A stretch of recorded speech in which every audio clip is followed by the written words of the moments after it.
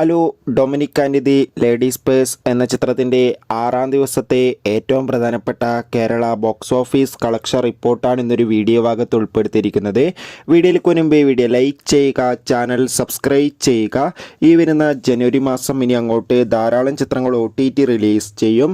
നമ്മുടെ ചാനൽ ഭാഗം പരിശോധിച്ചാൽ നിങ്ങൾക്ക് ആ വീഡിയോയ്ക്ക് കാണാൻ വേണ്ടി സാധിക്കുന്നതായിരിക്കും.